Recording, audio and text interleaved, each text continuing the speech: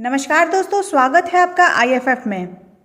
दोस्तों, share market एक ऐसा इंस्ट्रूमेंट है जो इन पेशेंट से पैसा लेता है और पेशेंट को पैसा देता है। तो इस मार्केट में मुनाफा बनाने के लिए हमें पहले खुद पे काम करना होगा। बिना खुद को स्टेबल किए प्रॉफिट बना पाना मुश्किल है, क्योंकि कितनी भी अच्छी कंपनी क्यों ना हो, उसमें गिरावट तो ज़रूर होगी। तो ऐसे में अगर हमारा मेंटल लेवल ही स्टेबल ना हुआ तो अच्छी कंपनी में इन्वेस्टमेंट करने के बाद भी हम डर के उसे सेल कर देंगे, जैसा कि यूजुअली मार्केट में होता रहता है। थोड़ी सी गिरावट में ही लोग घबरा जाते हैं। तो इसके लिए हमें खुद पे वर्क करना होगा और खुद को स्टेबल करना होगा। आइए अब शुरू करते हैं आज का वीडियो शुरू करने से पहले अगर आप हमारे चैनल पर नए हैं तो हमारे चैनल को सब्सक्राइब करें और बेल आइकन को प्रेस करना ना भूलें, जिससे हमारा आने वाला हर नया वीडियो सबसे पहले आप तक पहुंच सके। अब जान लेते हैं आज के इस वीडियो के बारे में। आज के इस वीडियो में हम बात करेंगे एमटार यानी machine tool aids and reconditioning technology limited के बारे में। इस वीडियो में हम जानेंगे ये कंपनी कैसी है, इसका बिजनेस कैसा है और इस कंपनी में क्या रिटर्न एक्सपेक्ट किया जा सकता है। तो आइए शुरू करते हैं। बेसिकली ये कंपनी 1970 में स्टैब्लिश हुई थी, बट कंपनी का रजिस्ट्रेशन 11 नवंबर 1999 को हुआ था। इस कंपनी को लेट रविंद्र रेड्डी सर ने स्टैब्लिश किया था। लेट रविंद्र सर के लीडरशिप में इस कंपनी ने हैदराबाद इंडस्ट्रियल एरिया के एक मशीन शॉप से मंगलयान के रॉकेट इंजन बनाने तक का सफर किया है। इस कंपनी ने इंडिया के स्पेस और न्यूक्लियर प्रोग्राम्स में महत्वपूर्ण भूमिका निभाई है।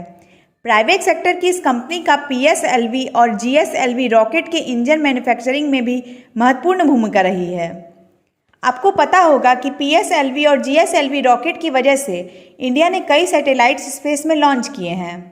इन रॉकेट्स की वजह से इंडिया ने केवल लोकल ही नहीं बल्कि कई दूसरे देशों के सैटेलाइट्स भी स्पेस में लॉन्च किए हैं। इस कंपनी की टेक्नोलॉजी और प्रिसीजन इंजीनियरिंग के कारण इंडिया की स्पेस मिशन में इंटरनेशनल इंपोर्ट में भी कमी आई है, जिससे इंडिया की स्पेस मिशन में दूसरे देशों पर निर्भरता भी कम हुई है। आइए दोस्तों, बात कर लेते हैं कंपनी की मैनेजमेंट के बारे में। इस कंपनी के चेयरमैन और इंडिपेंडेंट डायरेक्टर हैं मिस्टर सुब्बू वेंकटा रामा बहेरा। इन्होंने जवाहरलाल नेहरू यूनिवर्सिटी से इकोनॉमिक्स में मास्टर्स में डिग्री ली है और इन्होंने दिल्ली के इंस्टीट्यूट ऑफ फॉरेन ट्रेड से इंटरनेशनल ट्रेड में पोस्ट ग्रेजुएट डिप्लोमा किया है। एमटार के सिवा ये Ola electric mobility private limited, grips cotton limited और एम्पियर व्हीकल प्राइवेट लिमिटेड में डायरेक्टर हैं। इस कंपनी में मैनेजिंग डायरेक्टर है मिस्टर P श्रीनिवास रेड्डी। इन्होंने यूनिवर्सिटी ऑफ मैसूर से इंडस्ट्रियल प्रोडक्शन में ग्रेजुएशन किया है। साथ ही इन्होंने college of engineering Louisiana tech university से इंडस्ट्रियल इंजीनियरिंग में मास्टर की डिग्री ली है। इनका 29 सालों का एक्सपीरियंस रहा है। एमटार में मैनेजिंग डायरेक्टर से पहले ये रिविलियर ग्रेनाइट में मैनेजिंग डायरेक्टर रहते हुए एमटार में कंसल्टेंट के रूप में काम किया करते थे। अब जान लेते हैं एमटार के बिजनेस के बारे में। MTAR civilian nuclear power, space technology, defence and aerospace, clean energy, ball screw and roller screw और मरीन सेक्टर में काम करता है। आइए दोस्तों, अब थोड़ा डिटेल में जान लेते हैं इसके बिजनेस सेगमेंट के बारे में। तो सबसे पहले है civilian nuclear power. Nuclear power sector में ये फ्यूल मशीन हेड मैन्युफैक्चर करते हैं। इसे न्यूक्लियर रिएक्टर में न्यूक्लियर फ्यूल के लोडिंग अनलोडिंग के लिए यूज किया जाता है। अब चूंकि न्यूक्लियर रिएक्टर में रेडिएशन होता है, इसलिए फ्यूल के लोडिंग अनलोडिंग के लिए एक स्पेसिफाइड मशीन की ज़रूरत होती है। इसके बाद इनका अगला प्रोडक्ट है bridge and column. Fuel bundles को फ्यूल मशीन हेड में इंस्टॉल किया जाता है। अब इस फ्यूल मशीन हेड को रिएक्टर तक ले जाने के लिए ब्रिज एंड कॉलम का यूज होता है। इनका अगला प्रोडक्ट है calandria wall top hatch cover beam and deck plate assembly. Actually nuclear reactor से रेडियो एक्टिव गामा रेस को रोकने के लिए स्टॉप हेज कवर बीम और डेक प्लेट का यूज किया जाता है। साथ ही रिएक्टर को कंट्रोल करने और शटडाउन करने के लिए भी इसका यूज होता है। अब अगर न्यूक्लियर इंडस्ट्री के ग्रोथ को देखें तो इंडिया में अगले 5 सालों में 10,000 मेगावाट न्यूक्लियर पावर प्लांट के इंस्टॉलेशन का प्लान है। अब चूंकि एमटार पहले से इस इंडस्ट्री को केटर कर रहा है, तो इन प्रोजेक्ट्स में निश्चित ही nuclear power plant equipment supply का बिजनेस एमटार को ही मिलेगा। अब जान लेते हैं इनके स्पेस टेक्नोलॉजी के बारे में। स्पेस टेक्नोलॉजी सेक्टर में स्टेज फर्स्ट से लेकर स्टेज थर्ड तक इनके इंजीनियरिंग प्रोडक्ट्स यूज होते हैं।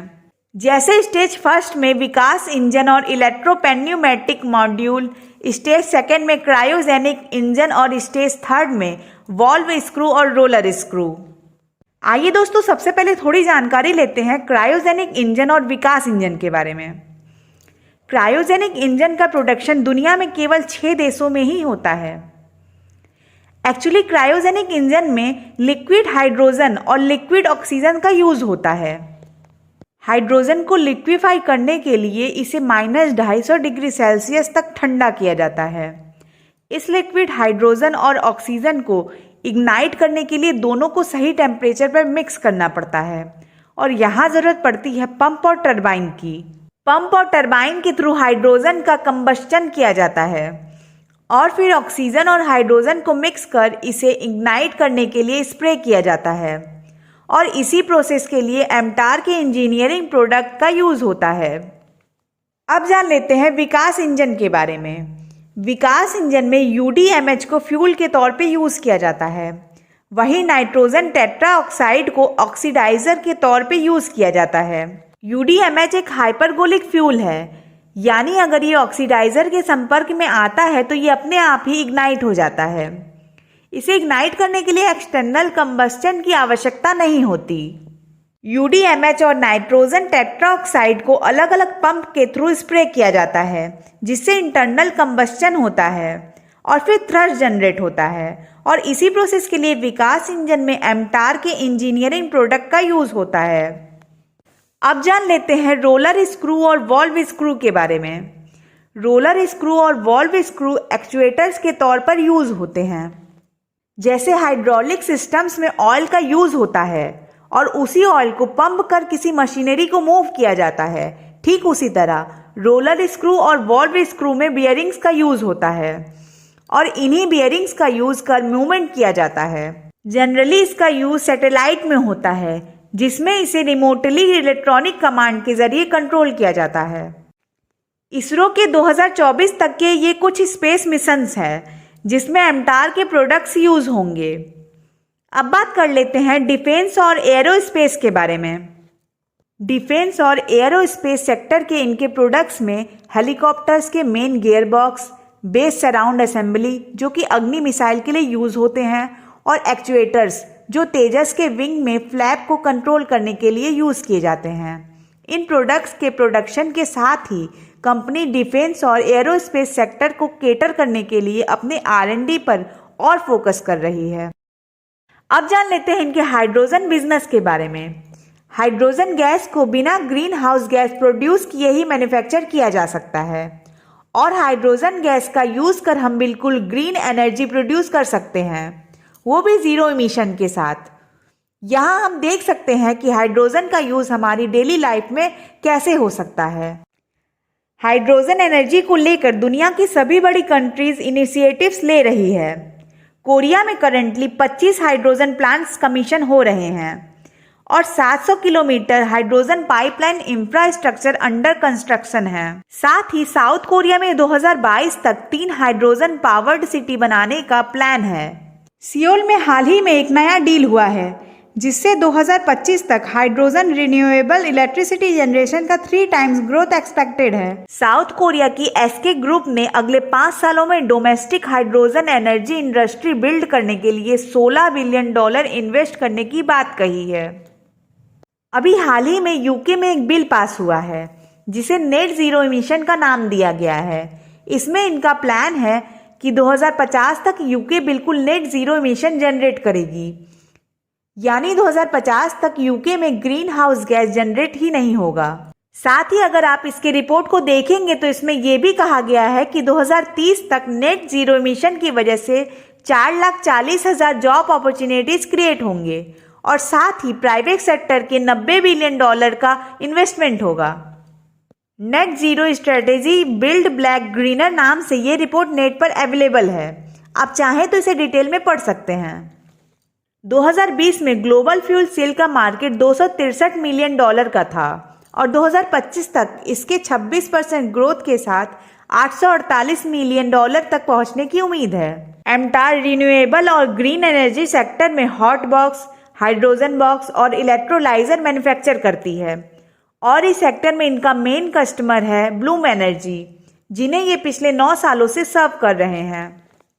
जहां हॉट बॉक्स में हाइड्रोजन प्रोड्यूस करने के लिए मीथेन यूज होता है, वहीं ये इलेक्ट्रोलाइजर का यूज कर मीथेन फ्री हाइड्रोजन भी प्रोड्यूस कर रहे हैं। यहाँ हम इनके कुछ इंपॉर्टेंट कस्टमर्स को देख सकते हैं। इसमें अमेरिका के ग्रीन एनर्जी सेक्टर की ब्लूम एनर्जी और इजराइल के डिफेंस सेक्टर की रफायल और एल्बिट सिस्टम इनके इंपॉर्टेंट फॉरेन कस्टमर्स हैं। अब बात कर लेते हैं इनके फाइनेंशियल हाइलाइट्स के बारे में। इनके रेवेन्यू का 65% क्लीन एनर्जी सेक्टर से, 18% स्पेस एंड डिफेंस सेक्टर से, 14% न्यूक्लियर सेक्टर से और 3% अदर सेक्टर से आता है। इनका अगर रेवेन्यू देखें तो ये कंसिस्टेंटली ग्रो कर रहा है और इबिडिडा को देखें तो ये भी कंसिस्टेंटली ग्रो कर रहा है।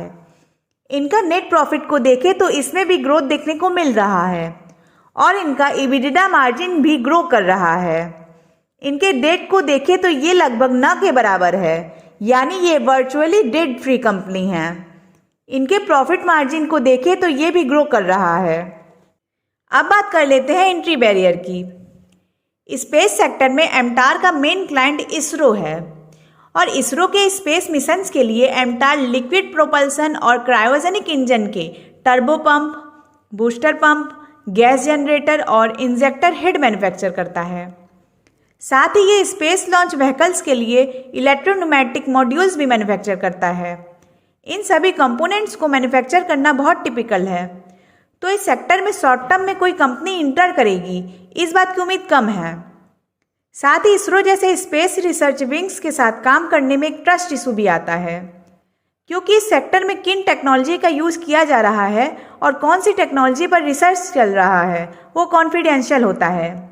तो ऐसे में किसी नई कंपनी का इस सेक्टर में शॉर्ट टर्म में एंट्री मुश्किल है। एमटार इंडिया की एकमात्र ऐसी कंपनी है जो रोलर स्क्रू मैन्युफैक्चर करती है और रोलर स्क्रू का यूज़ स्पेस, डिफेंस और न्यूक्लियर सेक्टर में होता है। तो यहाँ पे भी हमें एक एंट्री बैरियर टाइप देखने को मिल रहा है।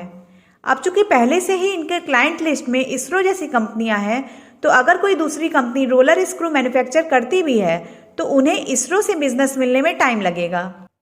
डिफेंस सेक्टर में ये DRDO जैसे ऑर्गेनाइजेशन को सर्व करते हैं। ये अग्नि मिसाइल के बेस सराउंड असेंबली और secondary injection thrust vector control valve assembly और तेजस एयरक्राफ्ट के लिए एक्चुएटर मैन्युफैक्चर करते हैं और साथ ही इजराइल के डिफेंस कंपनी के लिए ये मशीन कंपोनेंट्स भी मैन्युफैक्चर करते हैं। यहाँ भी हमें सेम ट्रस्ट इशू देखने को मिलेगी, क्योंकि इस सेक्टर में पुराने ट्रस्टेड कंपनीज को ही ऑर्डर मिलते हैं, तो नई कंपनीज को नया ऑर्डर लेने के लिए एक्सपीरियंस और टाइम लगेगा। तो यहाँ भी एमटार एक मोड क्रिएट कर रहा है। अब बात कर लेते हैं रिस्क फैक्टर्स की। एमटार के बिजनेस में कंसंट्रेशन रिस्क है। इनके ग्रीन एनर्जी सेक्टर में ब्लूम एनर्जी से इनका 49% रेवेन्यू आता है। अगर फ्यूचर में ब्लूम एनर्जी से इनका बिजनेस इफेक्ट होता है तो ये इनके फाइनेंशियल्स पर एडवर्स इफेक्ट डालेगा। एमटार का बिजनेस इनके मेन क्लाइंट्स NPCIL, इसरो और DRDO पर निर्भर करता है। इन ऑर्गेनाइजेशन की प्रायोरिटी एमटार है। इन फ्यूचर अगर कोई और कंपनी सेक्टर में आती है तो वो इनके बिजनेस पर एडवर्स इफेक्ट डालेगा। एमटार का business working capital intensive sector में आता है। अब चूंकि इन्वेंट्री टाइम बहुत ज़्यादा है और रॉ मटेरियल इन्वेंटरी के साथ डिलीवरी टाइमलाइन पर इन्हें फोकस करना पड़ता है और इनका पेमेंट बिल रेज करने के बाद प्रोडक्ट की डिटेल टेस्टिंग के बाद आता है, तो ये इनके बिजनेस पर थोड़ा इफेक्ट डाल सकता है। अब एक नज़र फंडामेंटल्स और टेक्निकल्स देख लेते हैं। एमटार का मार्केट कैप लगभग 5,000 करोड़ का है, तो ये एक मिड कैप कंपनी है। स्टॉक PE 100 है और ROCE की बात करें तो ये लगभग 19% है और ROE की बात करें तो ये लगभग 13% है और ऑपरेटिंग प्रॉफिट मार्जिन की बात करें तो ये लगभग 33% है। एमटार 15 मार्च 2021 को लगभग 1050 के आसपास लिस्टेड हुई थी। 19 मार्च को कंपनी ने 860 का लो बनाया था और हाल ही में 18 अक्टूबर को 1810 का अपना ऑल टाइम हाई बनाया था। करेंटली ये 1600 के आसपास ट्रेड कर रही है। इसका अब तक का चार्ट देखें तो करेंटली ये अप ट्रेंड में है और शॉर्ट टर्म में थोड़ा रिट्रेसमेंट होते हुए भी दिखाई दे रहा है। अब चूंकि मार्केट ही गिर रहा है तो इसी वजह से हमें इसमें भी गिरावट देखने को मिल रही है। इसने अपने लिस्टिंग से अब तक लगभग 50 से 55% का रिटर्न बनाया है। हम IFF में पर्सनली इस कंपनी में इन्वेस्टेड हैं और इसके बिजनेस और कंपनी के बैकग्राउंड को देखते हुए हमारा ऐसा मानना है कि इस कंपनी में ग्रोथ पोटेंशियल बहुत ज़्यादा है। हाइड्रोजन फ्यूल सेल पर यह कंपनी लगभग पिछले 10 सालों से काम कर रही है, तो ऐसे में हाइड्रोजन रेवोल्यूशन में इस कंपनी का सिग्निफिकेंट रोल देखने को मिलेगा। बस हमें इसमें लॉन्ग टर्म के लिए इन्वेस्टेड रहना होगा। लॉन्ग टर्म में ये कंपनी निश्चित ही अच्छा मल्टी बैगिंग करेगी। आशा है ये वीडियो आपको पसंद आया होगा। अगर हाँ तो इसे लाइक, शेयर, सब्सक्राइब, कमेंट करने के साथ ही अपने दोस्तों के साथ शेयर करना ना भूलें। Thanks for watching.